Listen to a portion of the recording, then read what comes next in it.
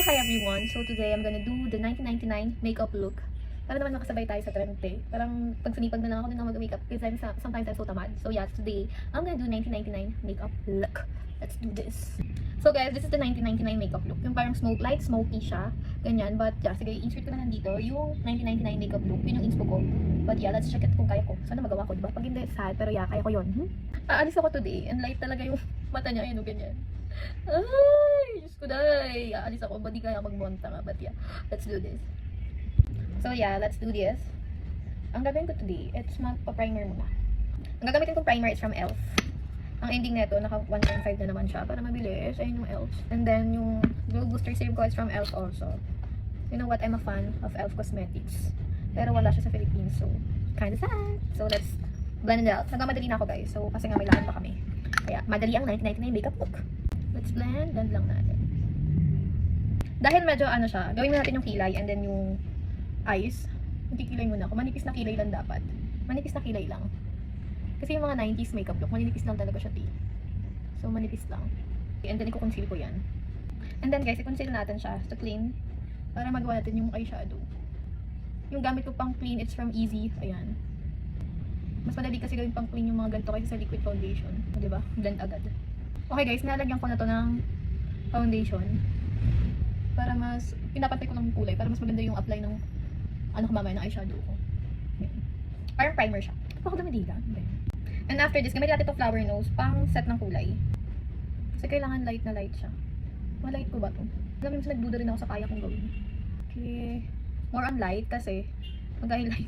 Oh my god, I hate eyeliner. Baka hindi ko siya gagawin eyeliner. Hindi ako mag-check eye, pero mag-eyeliner ako.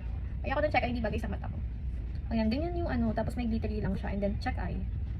Nakukulangan ako sa light kasi diba yung kalabit whiskers, kitang-kita talaga, lalo ng panatapatan ng camera. Ito, ang pinaka-light dito, it's ito. Itong may white, pero yeah, sige na. Then ito yung kilabit whiskers na nakikita ako. Tapos halagyan natin ng pinkish tone. Or blue na tone, pero pink na lang. Kasi nga nalabas ako nang mag-blue na ano, ilabas mukha kang pangan. Okay, itong pink yung gagamitin ko. Just to bright up the eyes. Yun na! Nakukuha ko na siya. Nakukuha ko na ba? Bagay ba? Parang hindi siya bagay. Okay guys, and then magpupot ako ng glittery. Itong purple. Dito. Sa gitna. And then, i-blend ko siya. Parang hindi siya purple na purple. Ayan, ganyan.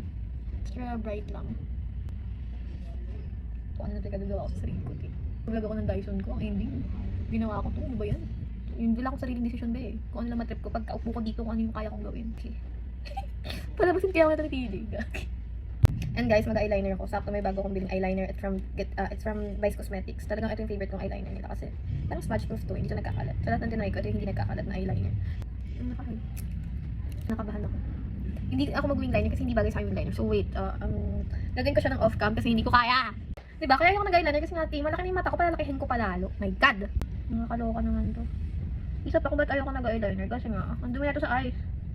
Pero for the 90s, ba't mukha naman akong emo, te? Ano ba yan? Hindi ko gusto ko tayo ituloy, te, parang hindi bagay talaga sa akin. Ah! Ano ka pangit, eh? Hindi ko siya itutuloy. Ayoko na. May lakad ako, guys. Ayoko ng ganitong makeup. Hindi maganda. So yeah, bye-bye. This is the end of the vlog. Bye! Charot lang, guys. Tinuloy ko siya. Pero pinalitan ko siya ng brown liner sa baba. And hindi ko na pinakita kasi natakaw siya sa oras. Magka-foundation na ako, guys. And I'm gonna use this foundation. This is from Maybelline. Ano ba to? Itong Maybelline na purple. So, eyes lang naman nagkakatalo. And then sa lashes. Hanggang mag-lashes ako. So, yan muna. Blush on tayo muna before I do my concealer. Itong gagamitin ko is from Sai. Ayan. I don't know the right pronunciation. And I'm just gonna put it here. Here. Ayan. Hindi na siya papantay. Dito lang. Sa gitna kasi ayan. Kitang-kita naman. Nandiyan sila. And now guys, I'm gonna do concealer. Ang gagamitin ko is from L'Oreal. Ayan siya.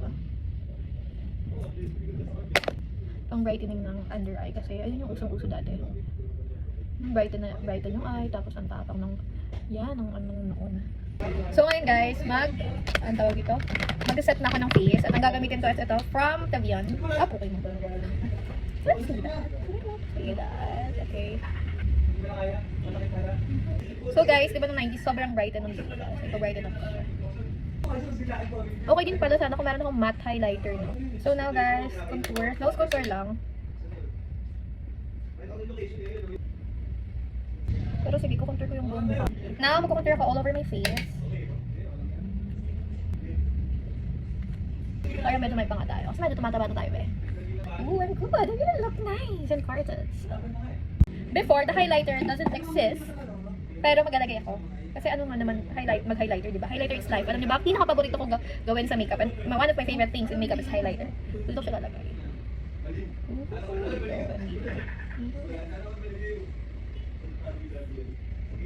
Ganda ko.